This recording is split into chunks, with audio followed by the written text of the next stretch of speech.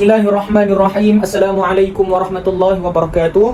Alhamdulillahirabbil alamin wa bihi nasta'in ala umuri dunya waddin. Tsumma assalatu wassalamu ala asyrafil anbiya'i wal mursalin sayyidina wa maulana Muhammadin wa ala alihi wa sahbihi ajma'in. Amma ba'du.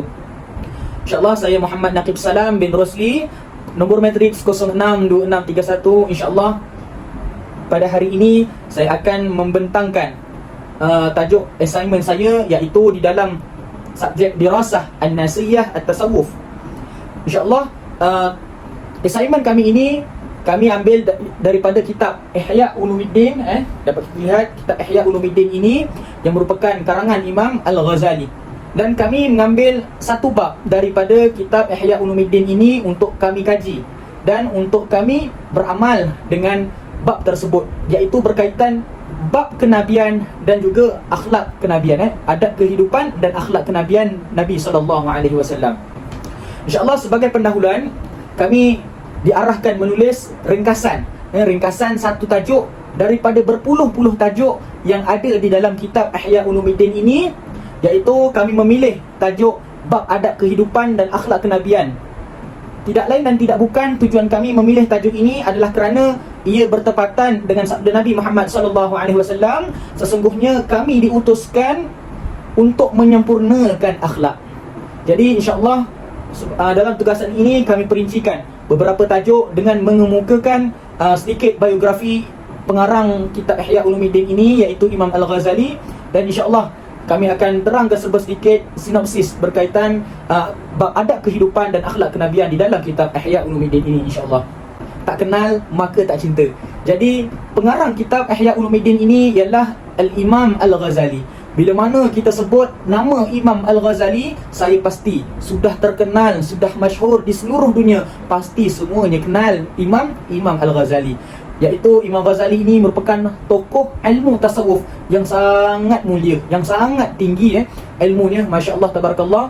Dan sudah pasti kita dapat lihat betapa banyaknya kitab-kitab yang dikarang oleh Imam Al-Ghazali. Antara kitab yang dikarang oleh Imam Ghazali tidak lain dan tidak bukan kitab Ihya Ulumuddin ini. Kitab Ihya Ulumuddin ini ialah kitab yang sangat akbar, kitab besar yang dikarang oleh Imam Al-Ghazali.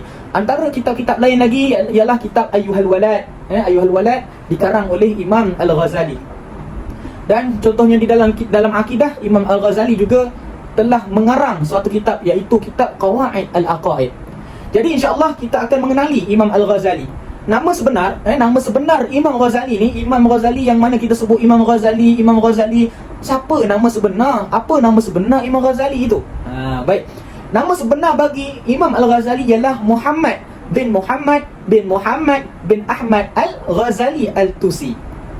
Jadi selain itu, Imam Ghazali ni dia digelar sebagai Abu Hamid.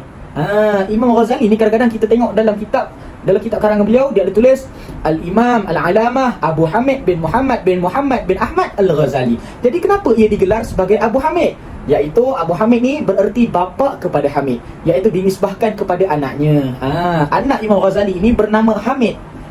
Jadi bila mana anak Imam Ghazali ini bernama Hamid, jadi digelarkan Imam Ghazali ini Abu Hamid, iaitu bapa kepada Hamid. Ada juga yang menggelarkan Imam Al-Ghazali ini dengan gelaran Hujjatul Islam, iaitu suatu gelaran penghormatan yang diberikan kepada Imam Al-Ghazali. Bila mana kita sebut pengarang qala al-musannif al-imam al-alamah al-imam Hujjatul Islam, Abu Hamid Muhammad bin Ahmad Al-Ghazali. Imam Ghazali juga digelar sebagai Hujjatul Islam. Kerana apa? Kerana Imam Ghazali kuat dalam hujah-hujahnya di dalam membela agama Islam.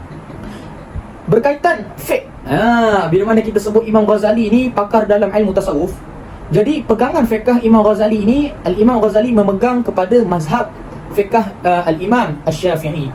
Dan juga akidah yang dibawa oleh Imam Ghazali ini ialah berlandaskan akidah Al-Asy'ariyah dan Al-Maturidiyah, iaitu yang lebih kita kenali sebagai akidah Ahlussunnah wal Jamaah, insya-Allah. Dan Imam Ghazali juga banyak mengarang kitab, iaitu contohnya kitab-kitab akidah seperti Qawaid Al-Aqaid, seperti Al-Iqtisad fil I'tiqad, dan juga banyak kitab-kitab dari segi ilmu tasawuf, iaitu contohnya kitab Ihya Ulumuddin itu sendiri, kitab Ayyuhal Walad, dan juga kitab Minhajul Abidin, Bidayatul Hidayah, dan banyak lagi kitab Imam Al-Ghazali. InsyaAllah sedikit sebanyak, moga Allah Subhanahu Wa Taala memberikan kita manfaat daripada segala kitab-kitab yang dikarang oleh Al-Imam Al-Ghazali rahimahullah. Di dalam bab adab kenabian dan akhlak berkaitan Rasulullah SAW, di dalam kitab Ihya Ulumuddin ini, Al-Imam Al-Ghazali telah memulakan perbahasannya dengan menerangkan berkaitan didikan Allah. Allah Subhanahu wa taala mendidik Nabi Muhammad SAW melalui Al-Quran. Allah Subhanahu wa taala menurunkan Al-Quran kepada Nabi Muhammad SAW bersama-sama adab-adab Nabi SAW. Di antara adab, di antara sikap-sikap Nabi Muhammad SAW yang sangat mulia yang disebut di dalam Al-Quran ialah Nabi SAW suka memaafkan. Nabi SAW sangat suka memaafkan. Nabi tidak berdendam. Nabi bila mana kaum-kaum masyarakat Arab jahiliah, kaum musyrikin Mekah, mereka semua membaling batu kepada Nabi, mereka membaling najis kepada Nabi, akan tetapi Nabi SAW tidak berdendam dengan mereka. Malah Nabi SAW cukup hanya memaafkan mereka. Subhanallah, subhanallah. InsyaAllah moga kita semua ini kita dapat meniru sikap Nabi SAW, yang mana Nabi SAW mempunyai sikap pemaaf. Yang kedua ialah Nabi SAW suka mengajak kepada kebaikan dan menjauhi segala keburukan. Subhanallah, seperti mana yang ada di dalam Al-Quran, ta'muruna bil ma'ruf wa tanhauna 'anil munkar. Mengajak dia kepada jalan kebaikan dan hendaklah kita menjauhi segala kemungkaran. Yang ketiga, Nabi SAW bersikap sabar.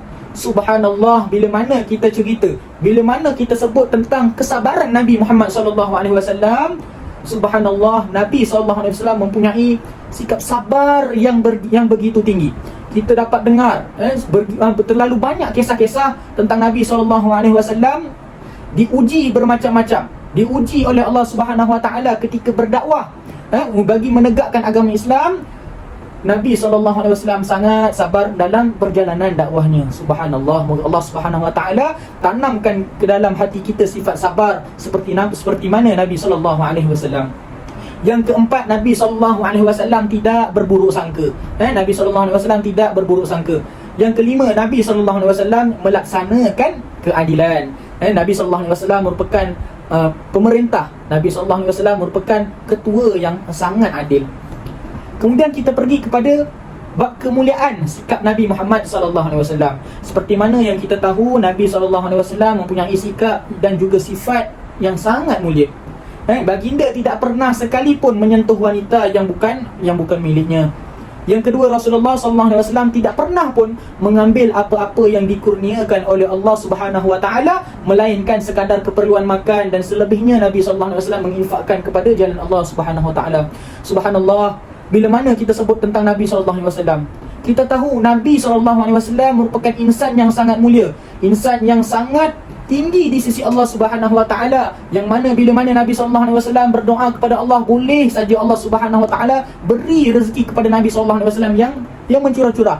Akan tetapi Rasulullah SAW hanyalah mengambil pemberian Allah Subhanahu Wa Taala itu hanya cukup sekadar keperluan harian Nabi SAW, hanya untuk makan, dan selebihnya bila mana Nabi SAW mempunyai rezeki yang sangat banyak dan lebih, Nabi SAW akan menginfakkannya. Nabi SAW akan menderma. Nabi SAW bagi kepada fakir miskin. Nabi SAW bagi kepada anak yatim. Subhanallah, subhanallah, subhanallah.